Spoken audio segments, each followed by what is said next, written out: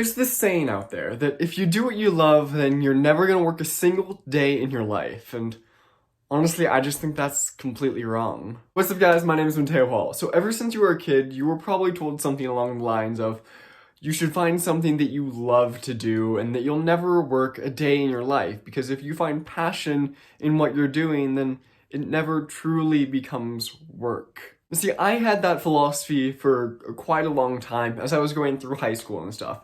I absolutely loved theater. I was in all of the plays, musicals, everything that I could get my hands on, I did. I was going for it. But as I started to approach my junior, senior year, I really thought about it, and realistically, even with my huge passion for theater, I wouldn't make it in that world.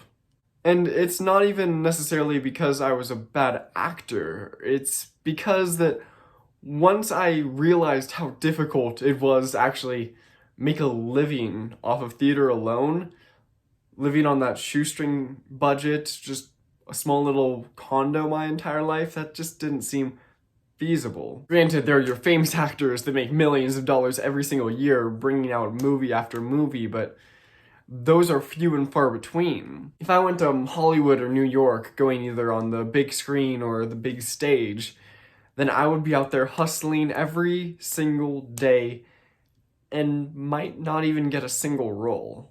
I think if I did that, I would just start to absolutely despise acting.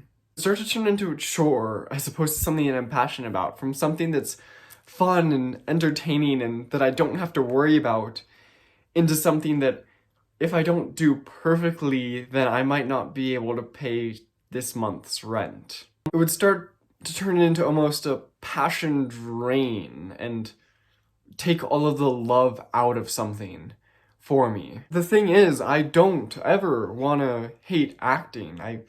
I see it as a huge passion of mine. I'd love to go back to community theater and do some things once we open up a little bit more and just have fun, but making a living off of it, making every single paycheck dependent on whether or not I can do it perfectly, would make me completely lose my love for acting, and I don't want to do that. And that's what would happen if I did decide to go to Hollywood or New York right after high school. And that's what might still happen if you try to pursue what you love as your passion. Now, don't get me wrong, I'm not saying that you should never do anything that you find enjoyment in as a job. Don't go around and go to a soul-sucking 9-to-5 job just because it pays really well. That's the complete opposite of what I'm saying. You still need to find something that you enjoy doing and have some passion for. For example, I'm a licensed realtor now, and I really like looking at math and numbers and really being able to help people. So real estate isn't going to turn into this soul-sucking job for me. As opposed to if I took an internship at some B&B bank. Sure, in a couple of years I might be making a 6-figure salary, but was it worth it? Probably not. See, when I say don't do what you love, I'm saying don't depend on what you love as your primary stream of income. Because then it turns less into your passion for what you love, and it starts turning into, oh no, if I don't do this perfectly, if I don't see results, if people don't buy my pictures, if people don't book my gigs, if I'm not hired, then I don't get to pay rent. Then psychologically, you start correlating the two in your head. The brain loves making connections between different things. There's a very simple neurological link in your brain. Your brain is going to take it because it's easiest to associate with that. So once your brain starts associating your passion with money, if you're not getting money, then you're gonna start hating your passion, because without any money you can't survive. That not to mention the shoestring budget that you're gonna be forced to live on, not a choice at all, when you're first starting out in this, is extremely high to be likely. You're not going to be making 6 figures your first year doing your passion 9 out of 10 times, 99 out of 100 times. Don't kid yourself into thinking that you'll never be able to do your passion though. Nowadays, you can do pretty much anything and still make money with it. Delve into an avenue or a stream of income that will allow you that financial freedom to still be able to make money doing your passion. For example, real estate investing, being able to escape your 9-to-5 job with passive income. If you buy a house and you start making extra $600, $800 on the back end, think of how much more free your month will be with an extra $600 coming in. That'll cover food for the month. It'll cover some of your bills. And now you don't have to worry about those. Theoretically, you could then start working your basic job a little bit less. Or you keep working at your 9-to-5 job, the thing that's bringing in your primary source of income, hold back on your hobby for just a little bit longer, do it a little bit less. Or you could do this for longer. There's really two main directions that I could see people effectively taking this. Number one being you put your hobby to the side for a little bit. You don't do it as much as maybe you want to. And you really focus on what's earning you money right now, and you put that towards investments, rental properties, the stock market, things that are going to be making you money passively. And you really double down on that really hard for a couple of years until you start making some money from rental properties, or maybe you are going into a dividend portfolio and it's paying you out decently. Now, after doing that for a couple of years, you can start to cut back on your 9-to-5 job. Suddenly, you don't have to work so much because you have all of this passive income coming through. And now that you've cut back so much time from your 9-to-5 job, we can go over and grab our hobby, bringing it to the forefront. We don't have to depend on that for making income anymore, even though it might make a little bit. If I'm going to act over a local amateur theater, maybe they'll give me a $60 kickback per show that I do. Now, obviously, that's nothing plausible to even live off of, but I have all these dividends, all these rental payments coming in to support my back that I know that I'll still be able to survive.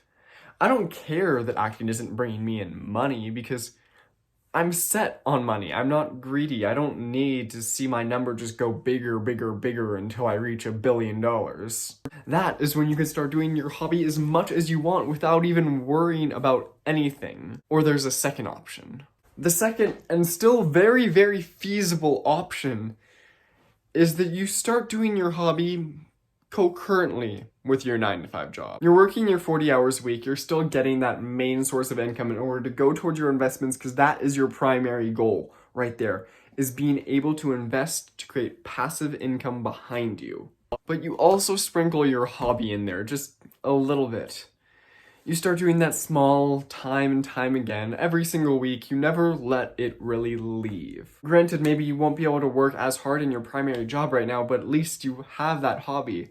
And remember, this primary job that you're doing should absolutely not be soul-sucking. It should still be something that you enjoy. Because if you don't enjoy it, again, you're going to hate your life during this point. And the last thing that I want you guys to do is hate your life. I want all of you to be financially free just like I do. I want to bring you on this journey with me so that we don't have to be stuck in this 9-to-5 rat race until we're 69 and a half years old, depending on the government to give us social security income that might not exist in 50 years. So still work at your 9-to-5 job and throw your hobby in the background. You're still able to have fun. You're still able to have fun and play. Just because you are an adult does not mean that you should stop having fun. Get those rental properties giving you enough income so that you can then continue your hobby a little bit more aggressively. Always keep your hobby there. Keep your at least 40 hours in your 9-to-5 job in order to go towards those investments until you have enough passive income to support you. Keep your hobby there, keep it small, and let it grow over time. That's their second form. Your first form is completely push it to the side for a little bit and really double down on your primary source of income.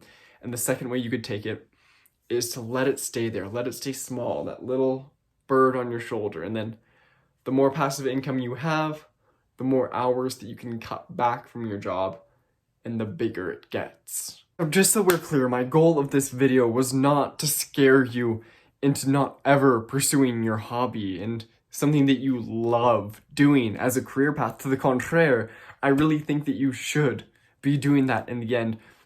but you should do it to a point that it doesn't suck away your passion from it. If you have a passion in photography, don't be afraid to go out there and take pictures of the landscape or take portraits for people and actually charge for them. Build up a portfolio and have fun doing that. But unless you're certain that you can make a very, very reasonable income for a long time right away, I wouldn't depend on that as your primary source of income to begin with. Work at a 9-to-5 IT job and really build out your portfolio, get a steady stream of clients, get people that know that you do really good work until you find that day that either you have enough of a portfolio to really support you and people know that you're actually capable of what you're doing and you have a steady stream of clients. You need either that support or that passive stream of income in order to support you in case things don't go perfectly. Then you quit your IT job and you start taking pictures of weddings. You start taking graduation pictures, and suddenly you have more freedom in your day-to-day. You want to know how I know that that's possible? Is because I've seen it happen. The man who photographed my parents' wedding, the one who took my graduation pictures, the man that I plan on using for a lot of my real estate pictures, he is a friend of my parents. He's someone that my parents used to work with at their job, at their 9-to-5 job, until he built out his portfolio enough to really prove to everyone else that he was capable of doing this. Now, he's living off of photography and he loves it. So don't be afraid to go after a passion.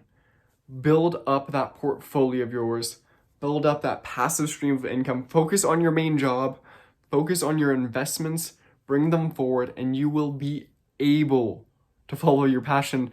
And I really hope that none of you are forced to retire at 60. Because I want to enjoy life, and I hope that all of you are able to enjoy life as well. I hope that we're able to make the most out of it. And if you find these videos later in your life, or if you discover finances later in your life, then maybe this will help you be a little bit more reassured. It'll give you a little bit more freedom in retirement.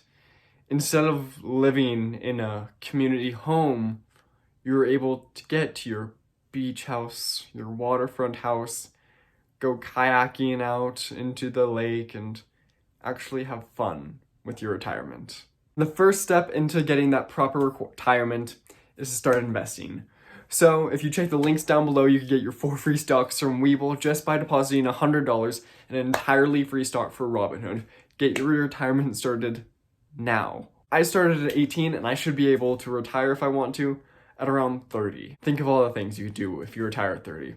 Remember, check the links in the description down below. There's also a free $50 gift card for you guys from Discover. Just by signing up for one of their cards, get an entirely free $50 card. If you liked the video, remember to leave a like and subscribe down below. Thank you guys so much for watching. This is a video that I really was passionate about making, and I hope that you all realized that in the making of this. I didn't realize how hard I was going to go until about halfway through, but thank you guys so much for watching. I hope you have a great rest of your day, and until we continue our financial journeys.